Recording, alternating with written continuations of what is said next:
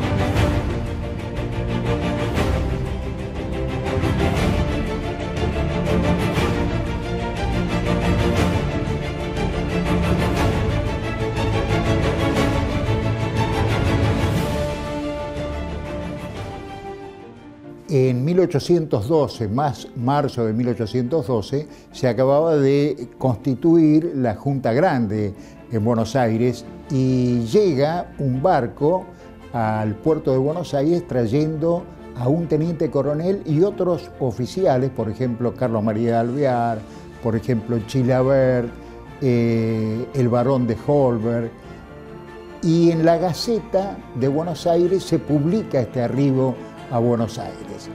San Martín tenía muy en claro que venía a luchar por la independencia y a partir de ese momento es que él ofrece sus servicios al gobierno, el gobierno lo recibe con bastante desconfianza, por lo menos algunos miembros del gobierno, no cuenta con tantas relaciones en el Río de la Plata como otros de los oficiales que venían con él. Es ahí cuando él comienza a tomar contacto con la sociedad porteña y conoce a Remedios de Escalada. Yo creo que la virtud sanmartiniana más importante que notamos ahí es prendado a ese amor al cual le va a ser fiel toda su vida, a Remedios de Escalada. Dada la influencia que tenía su suegro, Antonio José de Escalada, también le van a permitir a él acceder a la sociedad porteña y a contar con una especie de, digamos, escenario favorable para la idea que él ya trae de constituir un regimiento modelo.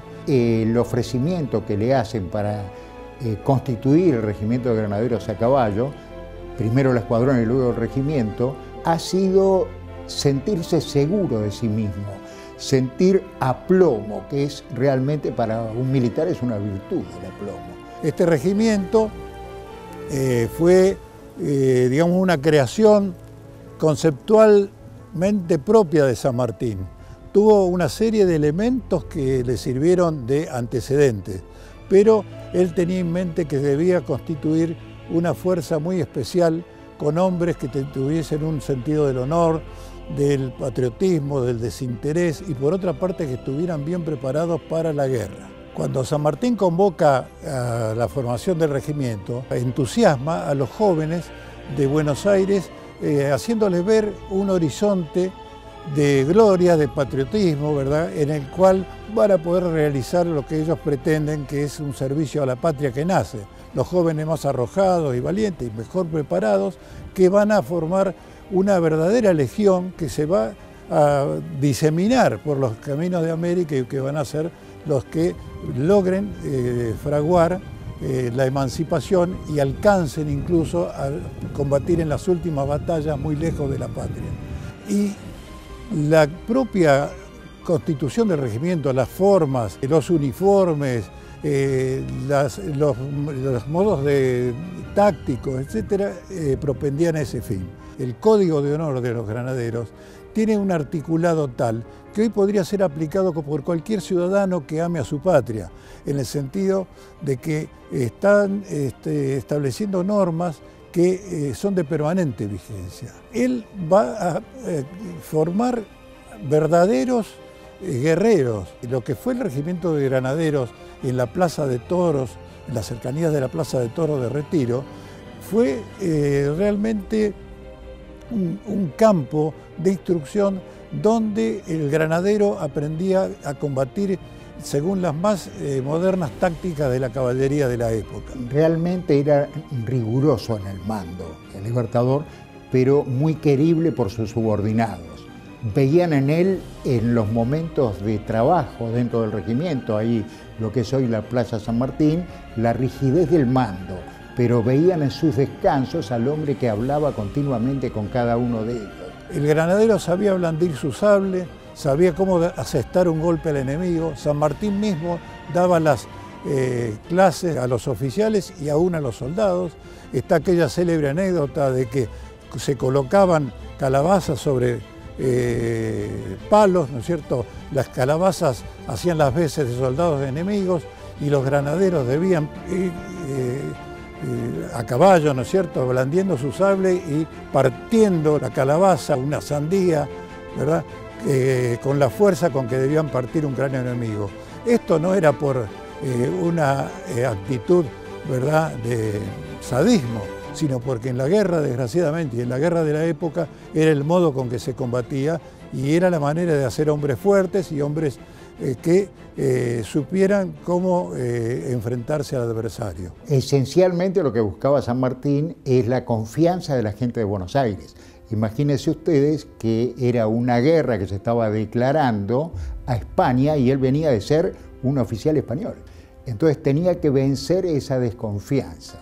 Por eso es que la carga de los granaderos en San Lorenzo fue con él al frente y por eso le matan su caballo, por eso es que lo rescata Cabral y la gente de Buenos Aires empezó a confiar en este hombre que había sido teniente coronel, ahora era coronel. Cae el primer triunvirato, asume el segundo triunvirato. Esto lo coloca también a él en la escena pública en una posición bastante predominante y termina de alcanzar importancia San Martín como militar y como hombre reconocido por la sociedad a raíz del triunfo de San Lorenzo. San Martín confiaba en sus granaderos y sus granaderos confiaban en San Martín. Y el pueblo de Buenos Aires empezó ahí a confiar en él. Después de San Lorenzo, uno de los temas más importantes era de los 14 granaderos muertos, ver por su familia. Cuando Belgrano fue designado jefe del Ejército del Norte, se encontró con una situación sumamente difícil que no logró revertir, pese a sus grandes victorias en Tucumán y en Salta. Pero después le tocó el momento del infortunio, de la derrota, y las autoridades de Buenos Aires decidieron enviarlo a San Martín para que reemplazara a Belgrano y diera nuevo nervio al ejército. San Martín no sabía en un primer momento, cuando lo mandan al Ejército del Norte, que iba a ser comandante del Ejército del Norte. Él pensaba que iba a estar a órdenes de Belgrano. Durante su marcha al norte recibe la noticia de que va a ser comandante. Y él se niega a que sea el comandante y le imponen que es el comandante. Belgrano le dice, ahí próximo a Yatasto, le dijo, yo me pongo a las órdenes suyas como soldado, como sea, pero quiero combatir. Es decir, dos personalidades enormes, con una humildad a toda prueba, y luego cuando San Martín lo defiende a Belgrano, dice, el militar más importante que tenemos en Sudamérica es Manuel Belgrano. Cuando se encuentran, se abrazan y ya los dos están en contacto previo, epistolar, se conocen y el contacto personal no hace más que, digamos, ratificar esa confianza que se habían ido prodigando a lo largo del viaje. Se puede decir, aunque parezca una fórmula simple, que eran dos espíritus que se conjugaban muy bien, porque tenían un fin superior que era el fin de la patria y el fin de la independencia. En el Ejército del Norte está pocos meses, poco hay de la historia de San Martín en el Ejército del Norte, lo más importante, que crea la Guerra de las Republiquetas, antecesora de lo que va a ser luego Güemes.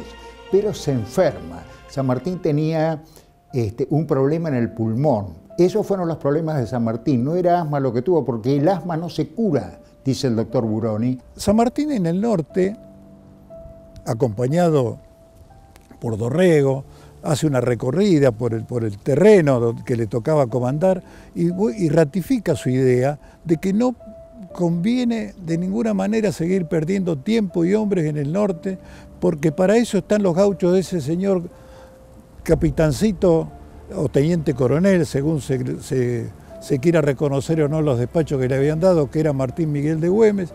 San Martín es uno de los pocos ejemplos en el mundo que sus ejércitos fueron de liberación y no de ocupación, y que fundamentalmente comprendió que la guerra era un mal necesario para obtener la independencia, pero que la libertad se tenía con la ilustración y los libros. Como gobernador intendente de Cuyo, muestra uno de los rasgos más característicos de su personalidad.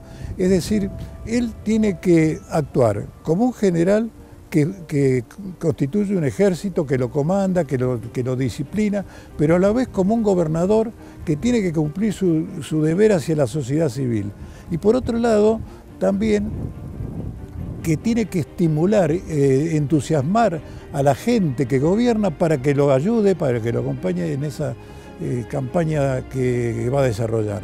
San Martín no era un hombre de bronce, no era un hombre que tenía muchas dificultades físicas, estaba enfermo, lo impulsaba una causa superior y eso fue lo que lo llevó no solamente a asumir el sacrificio personal, sino también a amalgamar voluntades muy diferentes, porque los jefes que estaban con él, por diversos motivos, algunos estaban enemistados entre sí, otros no se conocían, empezaron a conocerse en el campamento de Plumerillo.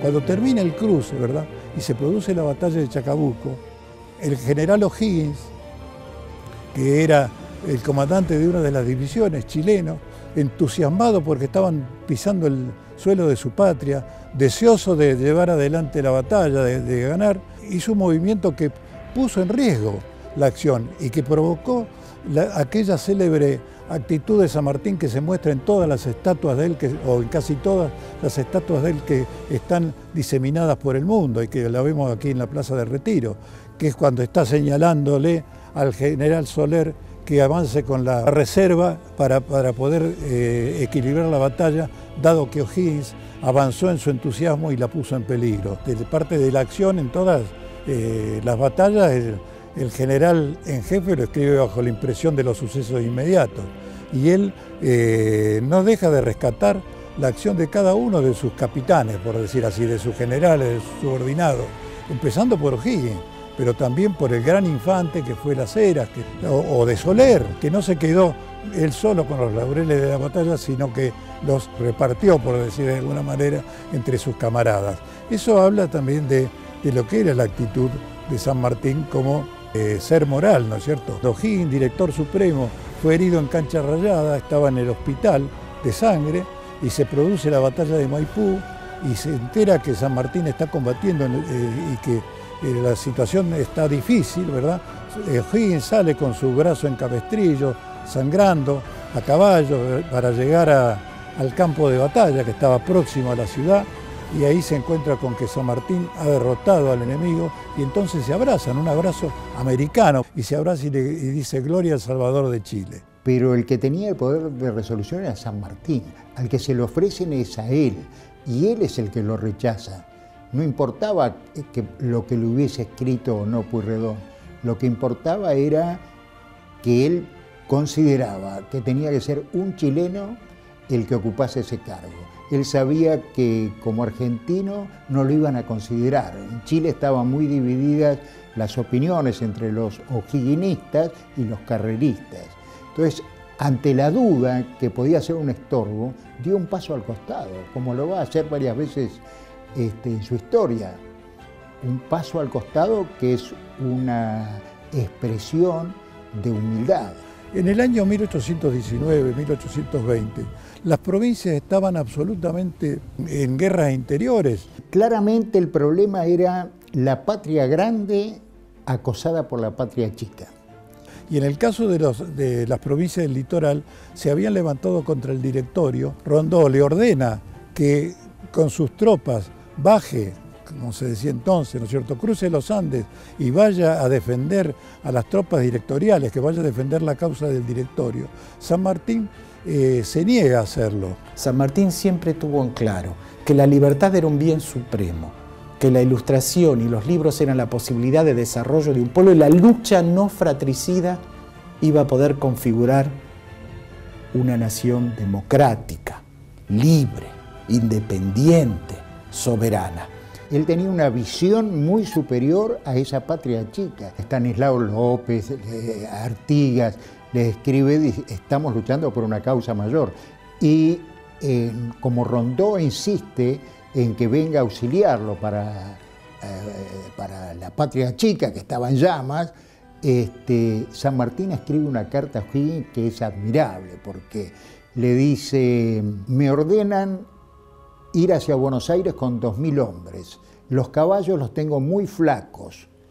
Y se despide de O'Higgins. Y abajo como una postdata que dice, esto entre usted y yo,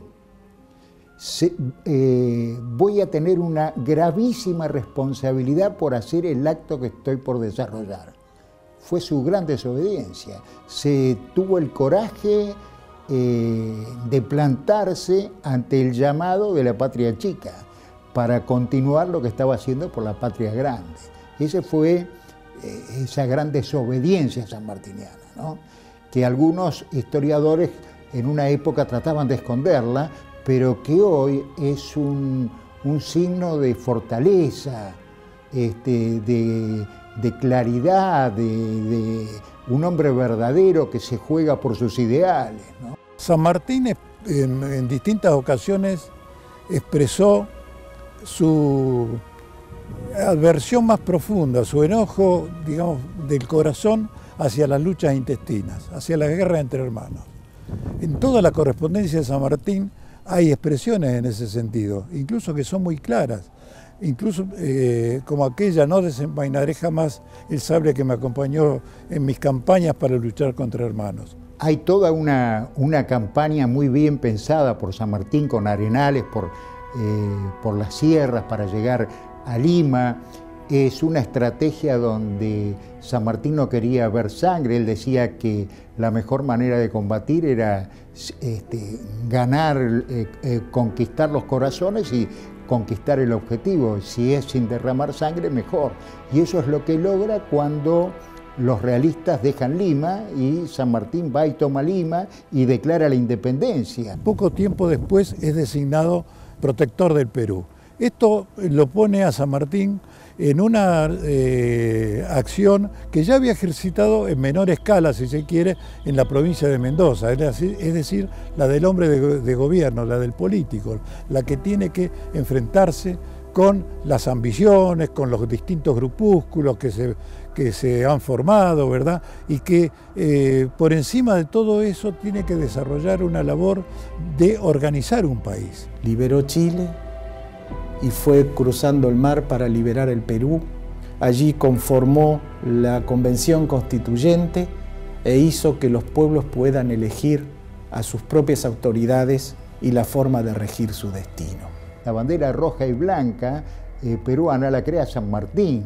Por eso el homenaje de los peruanos siempre hacia San Martín. Es un hombre que se ocupa de codificar, de crear códigos, de dictar leyes, de formar la gran biblioteca nacional de Perú, de constituir una orden, la Orden del Sol, para premiar los méritos de los que trabajan por la independencia peruana, el que organiza visitas de cárceles para evitar los excesos que se producían en las cárceles en territorio peruano, para humanizar diversos aspectos, el tratamiento de los más humildes. Todo eso es algo que a San Martín como gobernante le preocupa y le interesa. La biblioteca de San Martín la había traído, él la llamaba mi librería, hablaba de su librería, de su biblioteca.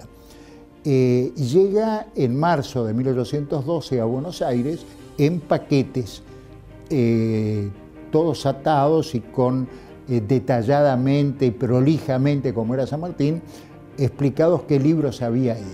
Había alrededor de 800 libros. Esa biblioteca la lleva cuando se va a Mendoza, la lleva cuando cruza los Andes.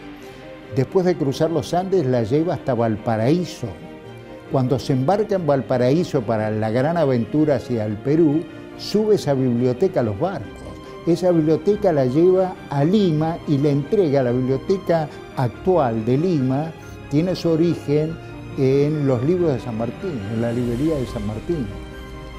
San Martín decía, valen más y son más aguerridos los libros de una biblioteca que los fusiles de mi tropa. Y viajaba con unas pocas alforjas de objetos personales, pero sin embargo iban 12 baúles con más de 800 libros.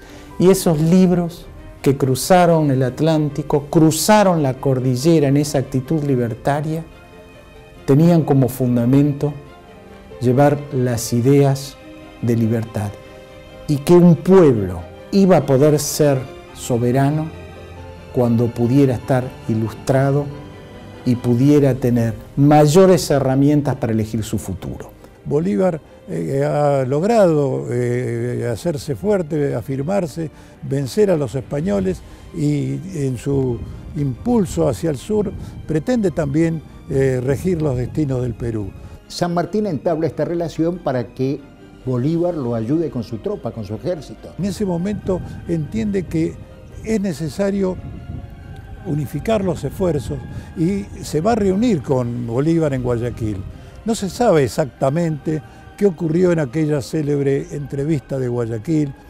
Se encuentran en julio del 23. Qué se habló, qué se dijeron aquellos hombres, etcétera.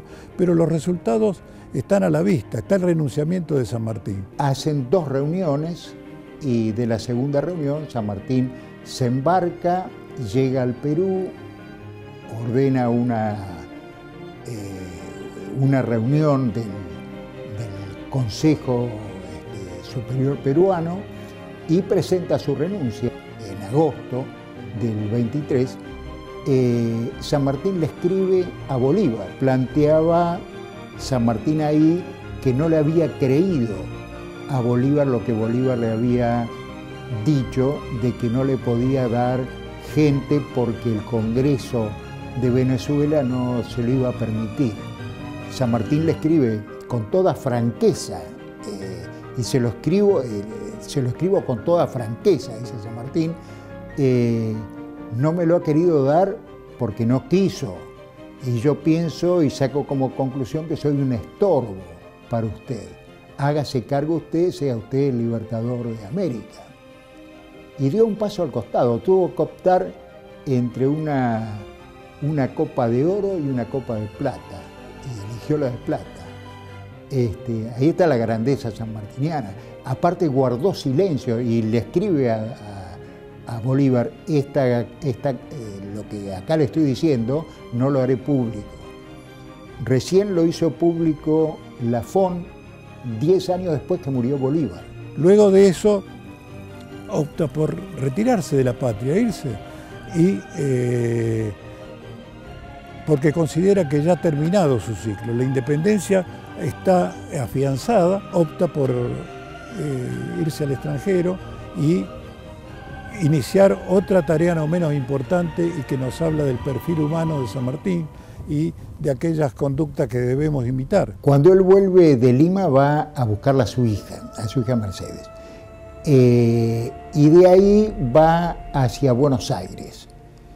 pero pasa un tiempo, él se la quería llevar a Europa, él ya estaba convencido que se iba a ir a Europa, y era lo que más quería en el mundo, era esa hija, su señora había fallecido. San Martín, el guerrero, el que comandó ejércitos, el que tuvo a sus órdenes a miles de hombres, el que prácticamente cubrió con su prestigio, su fama, una parte importante de América del Sur, no vacila en convertirse en el padre que lleva a su hija al colegio, que la entrega a las hermanas, pero cuando lo hace escribe las famosas máximas para mi hija, que son realmente un documento extraordinario de sensibilidad, de amplitud de espíritu, ¿verdad? La sencillez se notaba en su vestido, no usaba medallas en el uniforme de granadero. El uniforme de granadero que le impone él era esa casaca azul, como vemos a los granaderos hoy. No le gustaban las pompas. Cuando él llega a Buenos Aires, después de Chacabuco, por ejemplo, de noche, llega para no evitar la gran recepción. Todos los contactos que tiene San Martín, tanto sea en Francia como en Inglaterra, para que reconozcan a nuestro país. Es decir, fue incansable ese trabajo de San Martín para el reconocimiento europeo de esta patria que acababa de nacer. Un enorme cariño de su hija hasta último momento, hasta el 17 de agosto de 1850, ella y su marido Mariano Balcarce, cuidando del abuelo inmortal, del Libertador. Está en el bronce por una decisión gratuita, no está en el bronce por un regalo de la posteridad, está en el bronce porque se lo mereció. Y si hubiese que, de alguna manera, resumir en pocas palabras qué fue San Martín, habría que decir que San Martín fue un hombre de bien. Tuvo lealtad hacia sus hombres, no abandonándolos nunca a ir al frente en los campos de batalla. Su lealtad y su patriotismo al ocuparse de su América, de su Argentina, para liberar a los pueblos. San Martín tuvo valores como la sencillez, tuvo el amor hacia su familia, la fuerza para en los momentos duros llevar a su hija a Europa con él, dedicarse al amor, a su educación, y dictó sus famosas máximas que eran como él debía ocuparse de su hija. Y tuvo también la voluntad de entregarle a los pueblos la libertad, y en cada uno de sus lugares, el renunciamiento en Chile, en Perú, para que el pueblo elija a sus autoridades. En definitiva, encontramos en San Martín una serie de valores solidarios y fundamentales para que en definitiva le podamos decir que San Martín, ante todo y después de todo, fue un hombre de bien.